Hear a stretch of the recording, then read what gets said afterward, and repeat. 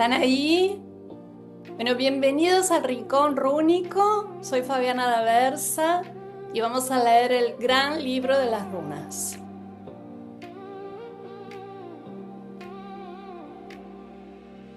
¿Empezamos? Mitología del norte europeo. Las preguntas del rey Gylfi. Los dioses nórdicos vivían en el Asgard, el Olimpo vikingo. Un arco iris servía como puente con el mundo de los humanos. El rey Gylfi, después de perder parte de su territorio a manos de esa visita inesperada, Gilfun y sus dos reses, emprendió un viaje que ante tantas situaciones insólitas parecía lo más normal del mundo. Iría a hablar con los dioses, llamados Haces. Conocía algo de magia y el sombrero polvoriento y gastado le daba un aspecto de peregrino. El rey de Suecia partió sin avisar a nadie en búsqueda de la morada de los dioses, que seguramente estaría en la dirección del Bifrost, el arco iris del norte.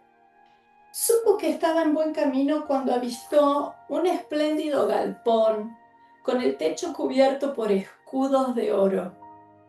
Era el Valhalla, la casa de los muertos valientes, atendida por valquirias, mujeres guerreras vikingas que elegían quién debía morir en las batallas. Ahí los Haces celebraban con los humanos fiestas y luchas de entrenamiento, la mejor manera de vivir para un guerrero, sin que jamás le faltase de beber o de comer. Ahí el rey Gylfi podría exponer sus dudas sobre el universo y seguramente le darían las respuestas correctas. Por fin, Gylfi rompió el silencio y dijo: ¿cuáles podrían ser los nombres de vuestras señorías? Alto, dijo uno. Igual de alto, dijo el otro. Yo soy el tercero, dijo el último. ¿Y tú quién eres? Gylfi, medio turbado, contestó: soy el caminante cansado. Busco a alguien que realmente esté bien informado. Podría decirse que busco a la persona más capaz del cielo y de la tierra. ¿Hay alguien de esta naturaleza por aquí? Alto, intrigado, creyó importante explicar a Gylfi el peligro que éste corría. En verdad tendrías suerte si salieras de aquí sin sufrir ningún daño. ¿Qué quieres saber exactamente? Querría saber quién es el principal y más antiguo de los dioses.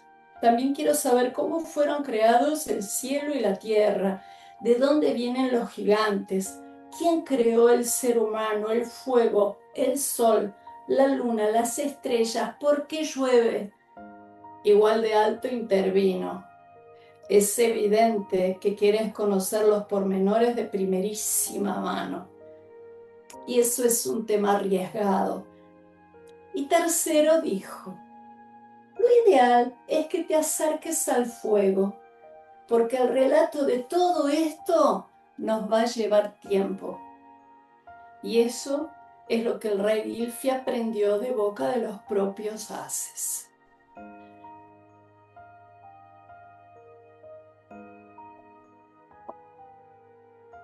El comienzo del mundo. Al principio era el vacío y el abismo, tan grande que parecía no tener fin. Su nombre, Ginnungagap. Ni luz, ni agua, ni hojas, tampoco silencio, ni siquiera un grano de arena, nada.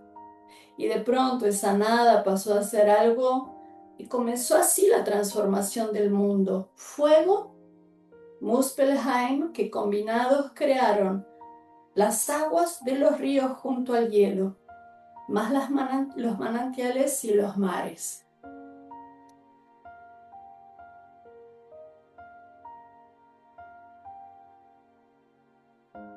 El encuentro de esos dos elementos tan dispares provocó un estruendo espectacular, centellando con chispas y gases fundidos, bloques de masas pesados y demoledores hielos en movimiento. A lo ancho, insuflado por el fuego, se formaba el cuerpo de un gigante, Ymir. Al principio apenas podía moverse y un caldo de lodo hirviente con hielo dio forma a su cabeza. Por eso sus descendientes, los gigantes de hielo, se llamarían Aurgelmir, hierve barro. Durante los interminables años durmió Ymir en la misma posición hasta que empezó a sudar. De sus axilas nacieron el hombre y la mujer gigantes.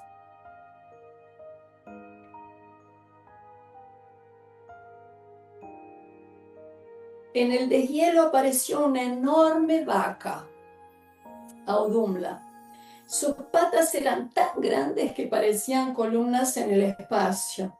Lamiendo el hielo, descongeló a Buri, el primer ser humano, que sobrevivió gracias a la gran amamantadora.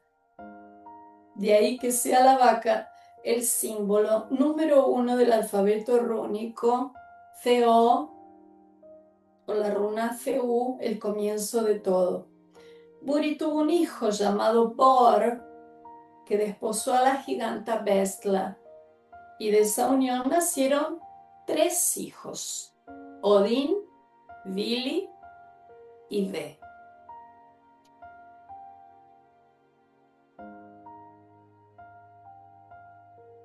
Los hijos de Bor entraron en disputa con el viejo Ymir y le dieron muerte.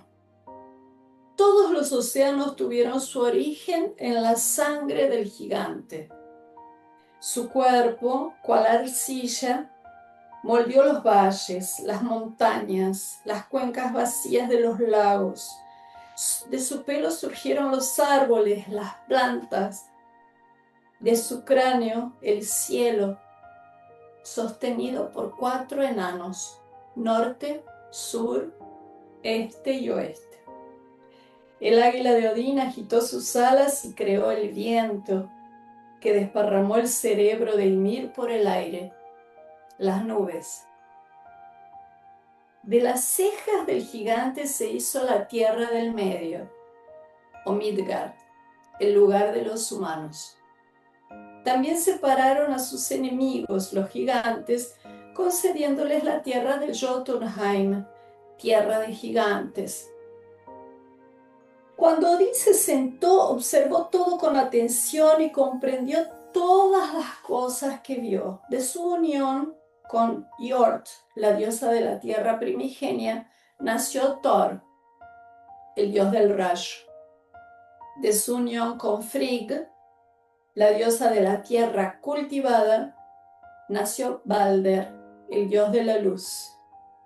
Hod, el ciego, y Hermod, el ágil.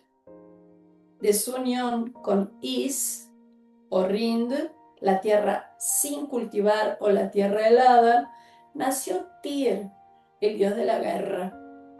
Así se formó la raza de los Aesir, los Ases, pero aún desconocían el día y la noche. Not y Daeg, noche y día. El cabello de Not, la noche, era tan negro que parecía tener estrellas. Por su belleza y gran carácter tuvo 3 maridos, uno tras otro. El primero era un primo lejano llamado Oscuro, y con él tuvo un hijo, el Espacio. El segundo marido fue un misterio, no se dio a conocer. El tercer marido de Not fue Delling, cuyo nombre significa el alba. De esa unión nació Daeg, el día, rubio y luminoso. Cuando Odín los vio tan hermosos, les dio un caballo a cada uno y una misión: dar una vuelta en el cielo por día para que todos pudieran verlos. El caballo de Nod es negro y se llama Hrimfaxi, y el de Daeg es blanco y se llama Skinfaxi. Lo del día y la noche puedo entenderlo, dijo Gylfi, pero ¿y el sol y la luna? Ah, dijo Alto, esa es otra historia. El sol y la luna. El sol y la luna se balanceaban en el espacio sin control. Un hombre llamado Giramundos no se cansaba de mirarlos y solamente podía compararlos con la belleza de sus dos hijos, a quienes llamó, en honor a los astros, Sol y Luna. Cuando los dioses se enteraron, lo consideraron una afrenta. No podían dejar pasar eso y obligaron a Sol y a Luna a trabajar hasta el final de los tiempos, el crepúsculo de los dioses, el Ragnarok. Los vio tumbarse mientras recorrían sus órbitas. Los lobos Skoll y Hati los perseguirán hasta alcanzarlos en el momento oportuno.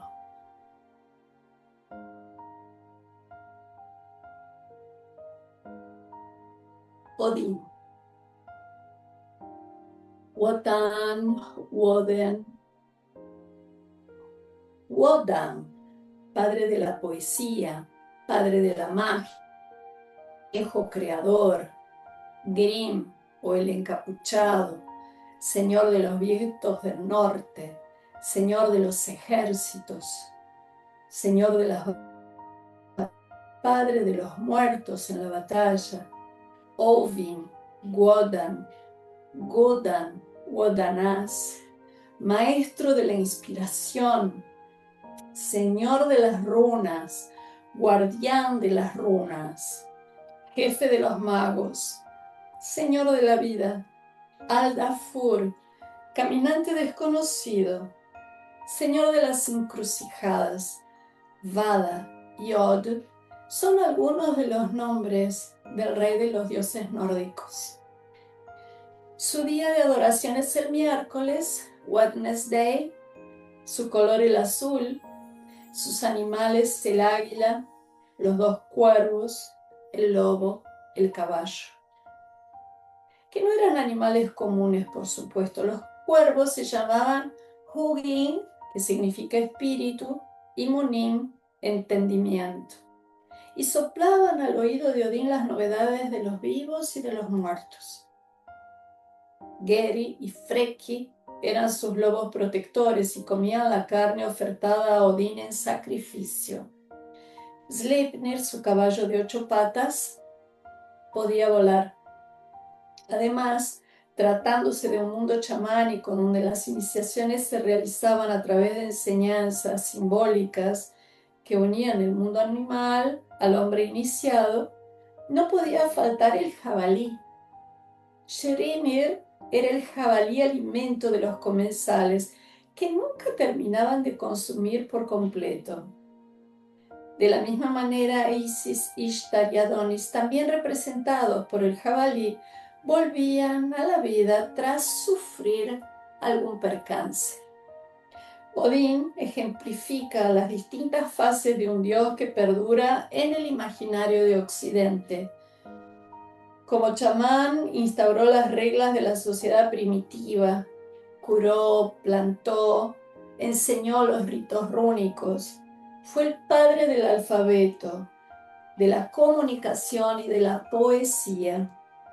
Como rey de los Haces, cumplió con los protocolos, tal como Zeus, provocando la ira de su mujer, Frigg, por las sucesivas infidelidades. Odín les estableció límites a los enemigos y fue responsable de la Edad de Oro de los vikingos, que culminó con las invasiones que los llevaron a reinar en Francia e Inglaterra, imponiendo tributos y vasallaje. También fue Odín quien dio las bases para una organización asamblearia que sería el embrión de la política democrática y a menudo anárquica de los pueblos del norte. Ya en la era actual, el dios vikingo convive sin cargo de conciencia con la cruz cristiana, uniendo esfuerzos para que la religión, sea pagana o oficial, ayude a mejorar a la humanidad guiándola en un cambio evolutivo. Odín es el infinito, la unión de las polaridades, lo imprevisto. Fue encontrado en las rutas, caminando descalzo, buscando abrigo. Entregó su ojo derecho al gigante Mimir, guardián de la fuente de la sabiduría, a cambio de todas las respuestas. Como el rey Gylfi no ahorró esfuerzos para lograr el conocimiento, y como patrono de las runas, resurge anunciado un nuevo horizonte en las conquistas vikingas, el del paisaje interior. Es ahí, en lo más profundo de la conciencia, donde duerme en cada uno de nosotros el gigante inerte Ymir, el fundamento de todas las cosas. Transformarnos significa romper con ese paisaje, crear nuestros valles, mares, montañas. La metáfora del homicidio de Odín, como en toda mitología, supera el aparente significado inmediato. Propone la modificación que tanto necesitamos para abrir las puertas de nuestra mente, de nuestros corazones, de nuestro ser integral.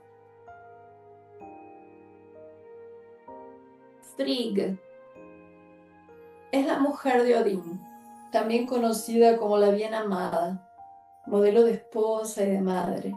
No debe confundirse con Freya, diosa de la belleza y del placer.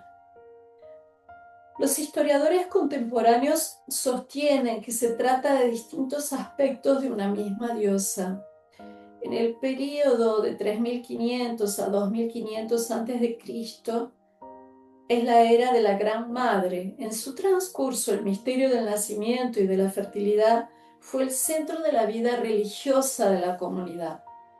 Cuando la agricultura y el pastoreo permitieron una vida más equilibrada en cuanto a la producción y almacenamiento de alimentos, y el grupo ya no se vio amenazado por la escasez del invierno de la caza, poco a poco, muy gradualmente, fueron cambiando los rituales que evocaban las fuerzas naturales. En este nuevo cuadro económico, la mujer, símbolo de la magia, de la vida, pasó a formar parte de una cosmogonía familiar, distinta, más restricta, pero no menos importante. Dejó de oficiar los cultos, como siempre lo había hecho, pasándolos a las manos del sacerdote, y se encapsuló en el hogar, en donde aún le cuesta salir 4000 años después. La división del arquetipo de la diosa de Hera y Afrodita en Grecia, Juno y Venus en Roma, María Magdalena y María, separa el terreno de la mujer pura de la impura, como si en esa división, que tuviera que quedarse con el corazón una y la otra con el sexo. Pareciera que en el mito de la gran diosa, tan poderoso, esta fue la única manera de atenuarlo para dar lugar al Dios soberano y quebrantando la fuerza de la gran diosa en dos. De ahí nacen Frigg y Freya, que nunca se separarían por completo. Dado que comparten atributos, comandan el primer Aetir, la primera familia de runas, y son homenajeadas conjuntamente en el quinto día de la semana, Friday, viernes. El amuleto que caracterizaba a Frigg era el manojo de llaves, que todas las mujeres casadas debían llevar en el cinturón, no solo para mostrar su condición, sino para recordar que eran las guardianas de los valores del hogar. Sus hijos son Balder, el bello, Hod, el ciego, Hermod, el ágil. Tal como Zeus, Odín no desperdiciaba oportunidad de unirse a otras mujeres, fueran diosas, gigantas o humanas, como en el caso de la madre de Bragi, su hijo poeta. Es probable que esa divinidad posterior, desconocida hasta el siglo IX, sea el resultado del contacto con los romanos, que acostumbraban unir dioses y humanos, dando lugar a los semidioses. Thor, también conocido como Donner o Donar, era el señor del rayo. Los truenos, los relámpagos, las tempestades, también de los muchos animales, entre ellos el macho cabrío, presentes en la mitología de las tribus germánicas. Su día es el jueves, Donnerstag en alemán y Thursday en inglés, y el color que lo caracteriza es el rojo. En Noruega llegó a ser más importante que el propio Odín por fuerza, sencillez y nobleza, aliadas a un espíritu combativo y que resultaba mortal para sus enemigos. El rayo era su manifestación más importante. Cuentan las leyendas que era Mjolnir, su martillo, el que brillaba en el cielo cuando Thor luchaba contra los gigantes. Cuando el trueno retumbaba, era él que salía con su carro celeste del que tiraban machos cabríos. La Edda, así se llama la compilación de las historias de la mitología escandinava, lo muestra como un guerrero rudo, sencillo, de estatura impresionante, barba pelirroja, mirada de fuego, pero también lo contrapone a la astucia del adorable Odín, que evitaba los medios violentos para lograr sus objetivos.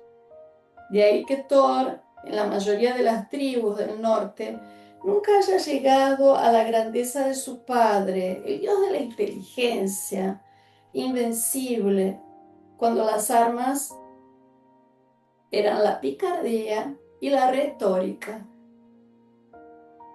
Otros elementos indispensables para las manifestaciones de Thor eran su cinturón mágico y los guantes de hierro. El primero duplicaba las fuerzas de sus golpes y los segundos permitían el contacto con el Mjolnir, el martillo rayo. Su madre es Jord, la tierra primigenia, y su mujer Sif, la de los cabellos de trigo. Sus hijos son Magni, el fuerte, Modi, el colérico, Thrud, la dócil, y Ul, el magnífico, que es adorado en gran parte de Escandinavia por haber ideado el transporte por esquís. Además, en Suecia es recordado como un gran mago.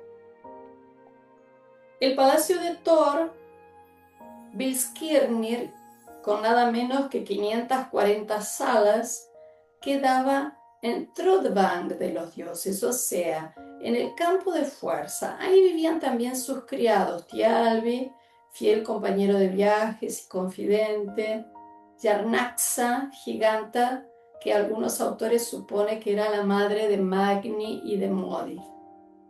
Thor es el dios que derriba todas las barreras que se antepongan en el camino. Protege no solamente su palacio, sino todo el Asgard, el Olimpo de los dioses vikingos. Mjolnir, el martillo mágico fabricado por los enanos Sindri y Brok, tiene su representación rúnica en el número 3, el número del bien y del mal. El umbral o la puerta, variantes de la runa del martillo, se relacionan íntimamente con la figura del héroe. Así, tanto Napoleón como Hitler quisieron atravesar un pórtico como gesto simbólico de la concreción de sus hazañas. Napoleón construyó el Arco de Triunfo para inmortalizar las victorias de la batalla de Austerlitz. Hoy es uno de los símbolos más queridos de Francia, razón que llevó a Hitler a transponerlo cuando ocupó París. Irónicamente, los sucesos que más movilizaron al pueblo francés fueron la celebración del funeral de Napoleón en 1840 y los festejos del final de la Segunda Guerra Mundial desencadenada por Alemania, Italia y Japón. El homenaje a su héroe nacional y el final de una pesadilla que atemorizó al mundo llevaron a más de 100.000 personas en la avenida Champs-Élysées. En el acto de transponer la puerta de Francia, todos los presentes revivieron al héroe que llevaban dentro. La puerta y el martillo demuestran los poderes adormecidos del héroe, que salen a la luz en el momento en el que los descubre. La espina también tiene esa propiedad. Cínicamente le clavaron una corona de espinas a Jesús para proclamarlo rey de los judíos. A su vez, la espina adormeció por 100 años a la bella durmiente del bosque, que solo despertaría con un beso del príncipe que transforma de niña en mujer, en la más larga adolescencia narrada en los cuentos de hadas. Thor, el martillo, la puerta y la espina son una misma cosa. Quien pueda capturar y desvelar ese enigma controlará sus poderes más allá de cualquier dificultad que dé la vida presente. Coraje y ganas de cambiar son las consignas de las runas del primer Etir, compuesto por Feo, la vaca, Urs, el toro, Thor, la espina, Ansur, el verbo, Rad, el viajero, Ken, la antorcha, Gifu, la unión, y Wen, la alegría.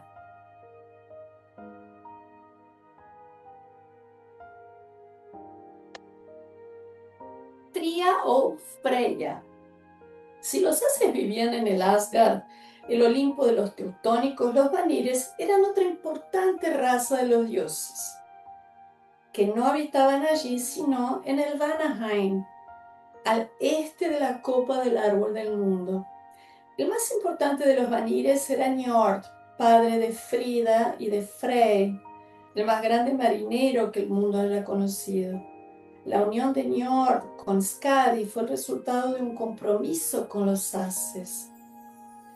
Skadi, al ver a su padre Thiassi muerto en combate con los dioses, fue a pedir a Asgard la reparación de semejante desgracia.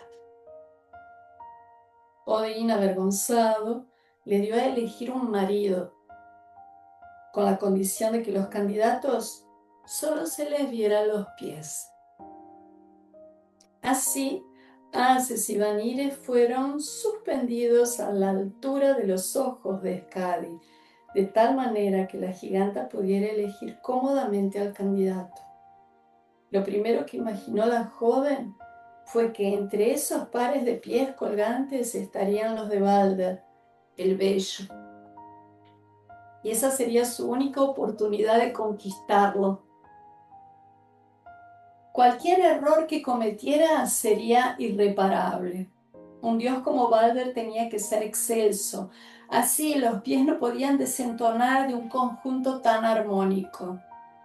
No cabían dudas, los pies más cuidados, los más blancos, los más suaves, los perfectos, serían los de Balder. Pero así fue como, sin querer, la hija de Thiassi eligió como consorte a Njord, el vanir de los mares, quien por estar siempre en el agua tenía los pies más bellos de Asgard. A partir de entonces comenzó una historia de desencuentros para la pobre Skadi. Ella amaba la montaña, los aullidos de los lobos, la altitud. Njord quería los astilleros, los alcatraces, el olor a salitre de la costa. De esa unión entre mar y montaña nacieron Frilla y Frey, símbolos de la fertilidad de la tierra y del amor. Y cuenta que cuando los hermanos paseaban, todo se llenaba de flores. Los pollitos rompían sus cáscaras y los humanos pensaban en el amor. El amuleto de Frida es un collar llamado Brinsigamen, que lleva ese nombre por haber sido confeccionado por 2 enanos de la tribu Brising, especialistas en joyas. Cuentan que el precio que tuvo que pagar para obtenerlo fue bastante alto. Los enanos tenían gran cantidad de oro y de plata y no era exactamente eso lo que querían como forma de pago, sino una noche cada uno con la bella Frilla fue el valor de ese collar. Pero Frilla tuvo tan poca suerte que después de obtenerlo, Loki el dios del mal, se lo robó. Mientras la diosa dormía, Loki se transformó en un mosquito y a duras penas pudo transportar la pesada joya. Tal fue la rabia de Fría que cuando despertó fue a hablarle a Odín, que puso como condición para rescatarle el collar otra noche para él. Pero esas son cosas del pasado. Frilla ama tanto los adornos que a su hija le puso el nombre Hnoss, adjetivo para calificar todas las cosas bellas y cuya traducción literal en sueco es joya. Ottar, padre de Hnoss, era otro de los verdaderos amores de Freyja. En muchas zonas por donde salió en búsqueda de Ottar, el bardo nómade, la conocen como Hnor, Mardol, Gefnin, Sir o Siofn. Por eso extrañar es Sjafani en sueco. Su carro es tirado por 2 gatos, grandes como leones. Cuentan que las lágrimas lloradas por las frecuentes andanzas de Ottar antes de llegar al suelo se transformaban en oro rojizo. La belleza de Frigga trajo a muchos enemigos a Asgard. Miles de trampas se urdieron para obtener su amor, entre ellas la desaparición del martillo de Thor, robado por los gigantes. La historia del robo del Mjolnir nos da una idea de lo que era la idiosincrasia de este fascinante pueblo. Eran guerreros orgullosos de sus pertenencias, pero a la vez dotados de una flexibilidad llena de gracia en lo que respecta a la moralidad y los valores éticos. A través de las historias de sus dioses sentimos que sus errores, dudas, distracciones eran tan humanos como los nuestros. Eso confirma la idea que Occidente desconoce muchas de sus historias. El precio del rescate del martillo era, por supuesto, la mano de Freyja. Fuera del Asgard, Thor tendría pocas posibilidades de enfrentarse con éxito a sus contrincantes sin su martillo. Loki, astuto como nadie, fue acusado de responsable, aunque esta vez sin serlo. Pero como hacía poco tiempo que su mal genio había cortado las trenzas de oro de Sif, esposa de Thor, le debió un favor, ya que el dios del rayo le había perdonado la vida. En realidad, Loki sabía cómo obtener el martillo, pero Thor tendría que colaborar. No sería fácil esa empresa. Para empezar, el dios del rayo tendría que vestir en aguas y una falda de colores, haciéndose pasar por Freya en el banquete del casamiento. Loki sería su ama de llaves, la acompañante. Al principio Thor se negó terminantemente. Jamás nadie lo vestiría de mujer, pero por votación se decidió aprobar el plan. Los ladrones dijeron que únicamente con Freyja en camino estarían dispuestos a negociar, y así fue. Thor, hermosa con un pañuelo que le cubría la barba y el bigote, y Loki, el astuto, volaron a la tierra de los gigantes, el Jotunheim. La novia devoró sin dificultad un buey entero, 8 salmones, 3 barriles de hidromiel en el banquete. El gigante estaba asombrado ante tanto apetito. Loki aseguró que Freya, desde que supo que sería su esposa, había perdido por completo la voluntad de tragar. Por eso tenía tanto hambre en esa circunstancia. Al querer robarle un beso a la falsa Freya, el rey de los gigantes observó los ojos más asombrosos que hubiera visto en toda su vida, rojos, chispeantes. Loki se aseguró que era la falta de sueño, ya que por la noticia del casamiento hacía una semana que la diosa no dormía. Hasta que llegó el momento de la ceremonia, cuando el novio y la novia tendrían que jurar sobre el martillo, que serían el uno para el otro. Thor, al poner sus manos sobre el Mjolnir, recuperó confianza y armó tamaña batalla que quedaron pocos gigantes para contar la historia. Así fue como Freya se salvó de casarse con un gigante. La diosa del amor vive en el Asgard, tiene su palacio y vale recordar que es muy atenta a las plegarias humanas y que de su nombre deriva el nombre de honor Fru, que acompaña a las mujeres nobles. Frau, ¿no?